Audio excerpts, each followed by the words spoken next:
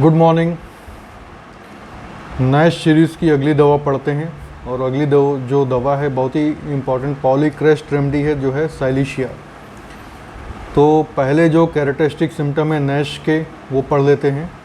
Week पूनी children not from want of nourishment taken but defective assimilation. वो बच्चे जो खाना खूब अच्छे से खाते हैं लेकिन उनका एमिलेशन, जो खाना पचता है और शरीर में हमारे जाता है, मसल्स को बिल्डअप करता है, वो चीज़ एसिमिलेशन जो है वो ठीक नहीं रहता, जिसकी वजह से वो हमेशा दुबले पतले रहते हैं। इन्फ्लामेशन, जो शरीर में सूजन हुई, वो सपुरेशन की तरफ चला जाता है और जल्दी ठीक नहीं होता और क्रॉनिक होता चला जाता है। Lack of vital heat, chilly patient होता है साइलिशिया। मतलब अगर वो एक्टिव एक्सरसाइज भी लेगा, दौड़ रहा है, रनिंग कर रहा है, कुछ भी कर रहा है, लेकिन तब भी उसको अंदर से चिल ही मालूम देगा। सर को वो हमेशा ढके रहना पसंद करता है ताकि जो उससे गर्मी मिले तो कुछ गर्मी उसको बाहर से मिले, जिससे अंदर शरीर के अंदर उसके कुछ वाइटल हीट जाए। सर को हमेशा ढकना चाहता है जिससे उसको आराम भी मिलता है। ऐसे बच्चे कमज़ोर होते हैं, नर्वस होते हैं और बहुत जल्दी इरिटेटेड हो जाते हैं। बहुत जल्दी उनको पैल्पिटेशन भी होने लगता है और बहुत जल्दी वो हार मान जाते हैं। मतलब कमज़ोर होते हैं, मेंटली काफ़ी नर्वस होते हैं। कॉन्स्टिपेशन की बात करें तो बच्चों की जो लैट्रिन होती है, थोड़ा सा बाहर मोशन आता है और फिर वापस अंदर चला जाता है। इसमें और भी कई दवाएं हैं जो आगे हम बताएंगे। बार बार वो बैखाने के मुहाने तक आता है, फिर अंदर वापस चला जाता है और इतना ज़्यादा बच्चा जोर लगाता है कि उसके बैखाने के रास्ते से खून भी आने लगता है और दर्द भी होने लगता है। मोडालिटीज़ की बात करें तो इसका जो एग्रीवेशन है, ठंडी चीज़ों से, ठंडी हवा से, चलने फिरने से, खुली हवा में, या फिर न्यू मून में। जो न्यू मून है ना, ये कन्वर्जन, जो बच्चों में एपिलेप्सी आती है तो न्यू मून में साइलिशिया में कन्वर्जन बच्चों में ज़्यादा आता है, एपिलेप्सिक अटैक। और इसमें साइलिशिया 200 के कुछ डोजेज अगर आप दे देते हैं न्यू मून में, अगर एग्रीवेशन है तो बच्चा का झटका जो आता है वो ठीक हो जाएगा। अगर एमिलोरेशन की बात करें तो गर्म कमरे में आराम लगता है। सर को ढकने से या गर्म चीज़ से रखने से, टॉवल वगैरह रख देगा तो आराम मिल जाता है। मैग्नेटाइज, फास्फोरस की तरह इसमें मैग्नेटाइज होने का भी डिज़ायर बहुत ज़्यादा रहता है और इलेक्ट्रिसिटी से आराम मिलता है इसको।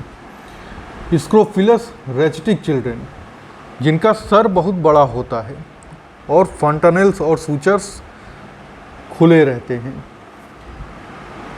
सर पे बहुत ज़्यादा पसीना होता है और वो सर को हमेशा किसी चीज़ से ढके रहना पसंद करता है।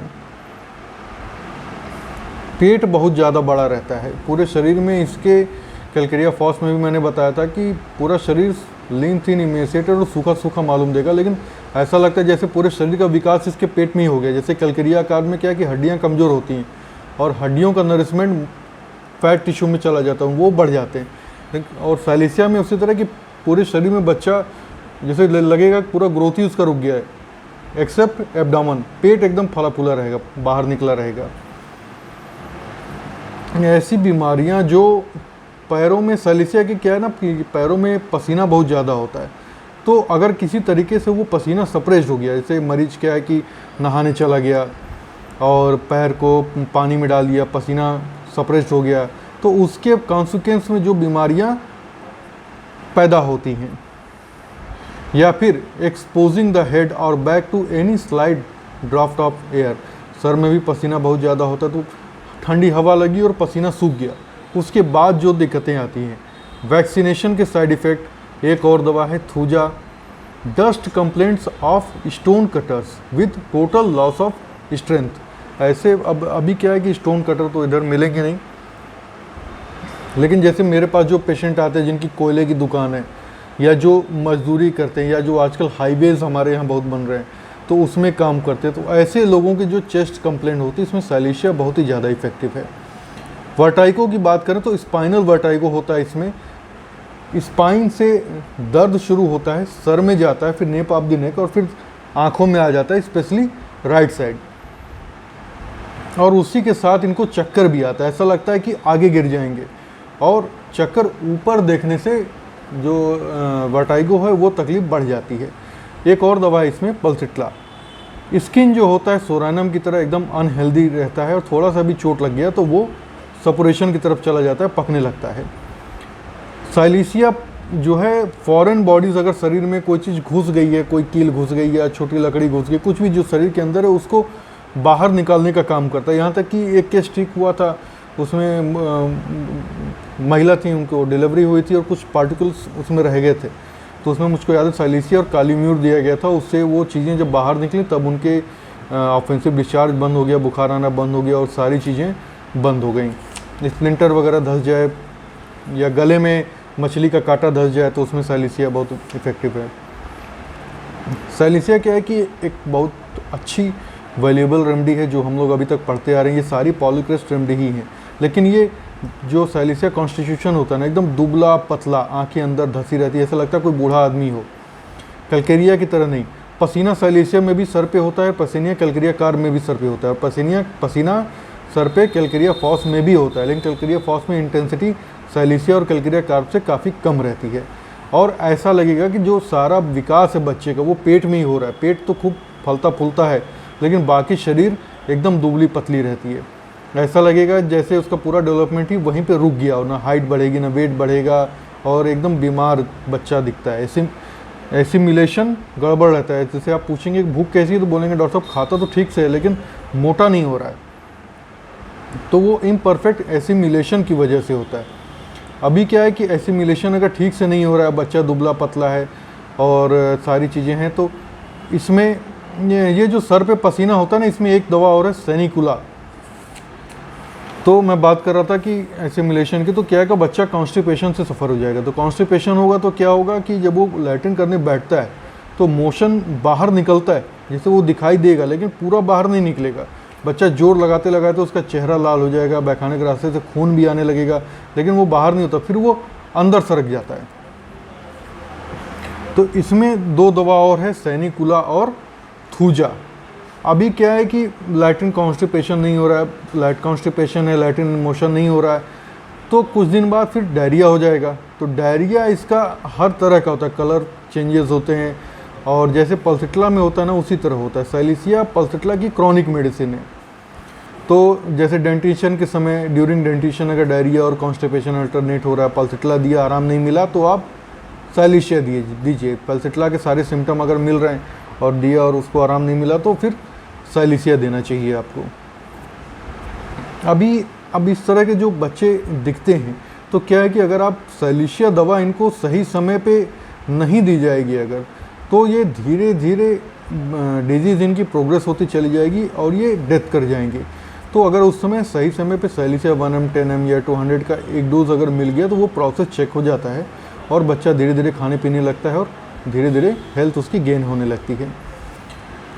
अभी क्या है कि साइलिसिया हमारी जो है फर्स्ट रैंक रेमेडी है, स्ट्रॉन्ग फर्स्ट रैंक रेमेडी है सपुरेशन में, लेकिन साइलिसिया कैलकेरिया सल्फ और हिपार सल्फ के बाद आती है। जैसे कि पस बन गया, अभी तो जब केवल रेडनेस है तब तो बेलड होना है, रेडनेस और हीट है, लेकिन अगर पस बन गया तब आपका हिपार सल्फ और कैलकेरिया सल्फ है जो उसको डिस्चार्ज कराने में हेल्प करता है। लेकिन जब डिस्चार्ज शुरू हो गया तो जो दवा है वो है साइलिसिया, जो उसको पूरा डिस्चार्ज बहवा देगी और घाव को सुखा भी देती है। एक और दवा है मैरिस्टिका, मतलब इसमें लिखा तो नहीं है, मैं बता रहा हूँ। मैरिस्टिका एंटीसेप्टिक है, काफ़ी अच्छा काम करती है।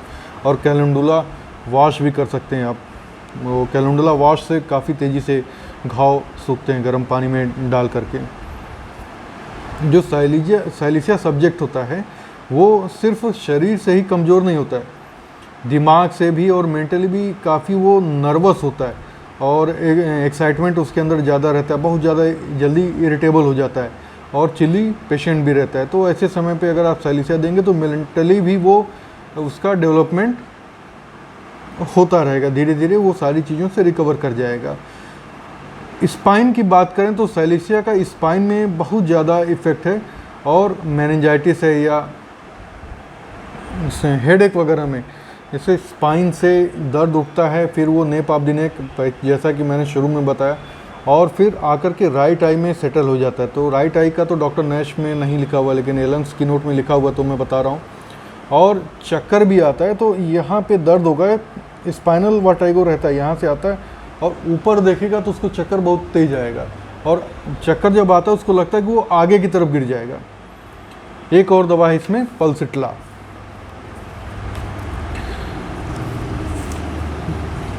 थर्मल की बात करें तो साइलेशिया पेशेंट चिल्ली पेशेंट होता है और बहुत ज़्यादा उसको ठंड लगती है।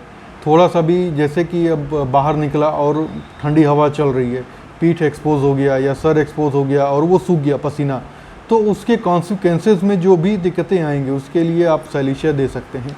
और साइलेशिया जो पेशेंट होता है वो सर को हमेशा ढक करके रखता है गर्मी के मौसम में भी, ताकि थोड़ी गर्मी उसको और मिले और उसको अच्छा लगे। उसका शरीर अंदर से इतना ज़्यादा ठंडा रहता है। जो सर के ढक के रखते हैं ना, रैपिंग अप हेड एम्युलरेशन होता है। एक दवा और है मैगम्यूर, और कभी कभी ये नेचुरली आर्टिफिशियल हीट भी खुद के शरीर में सप्लाई करते हैं। मतलब आपको स्ट्रेंज होगा कि गर्मी के मौसम में ये आग के पास खड़े रहेंगे, इनको अच्छा लगता है। न्यू मून में कन्वर्जन की बात मैंने कही थी, 200 पोटेंसी में देने पे कन्वर्जन बच्चों के एपिलेप्टिक अटैक ठीक हो जाते हैं। और ऑफेंसिव फुट स्वेट साइलेशिया में बहुत ज़्यादा होता है, पैरों में बहुत ज़्यादा बदबूदार पसीना होता है। 3 दवाएं और हैं, सैनिकुला, सोराइनम और ग्रेफाइटिस, और वो बहुत इजीली सप्रेस भी हो जाते हैं। जैसे पसीना हो रहा है, जाके नहा लिया या बर्फ़ पे पैर रख दिया, तो उसके कॉन्सिक्वेंसेस जैसा कि मैंने पहले भी बताया है। लोकोमोटर अटैक्सिया भी हो सकता है, कन्वर्जन भी आ सकते हैं उस सप्रेस्ड फुट स्वेट की वजह से, और इरप्शन भी सप्रेस्ड होते हैं, उसके भी कॉन्सिक्वेंसेस हैं साइलेशिया में। साइलेशिया मैग्नेटाइज डिज़ायर करता है और उससे उसको आराम भी मिलता है। अगली दवा है, एक और दवा है इसमें, वो है फास्फोरस। और silicea is the chronic of पल्सिट्ला।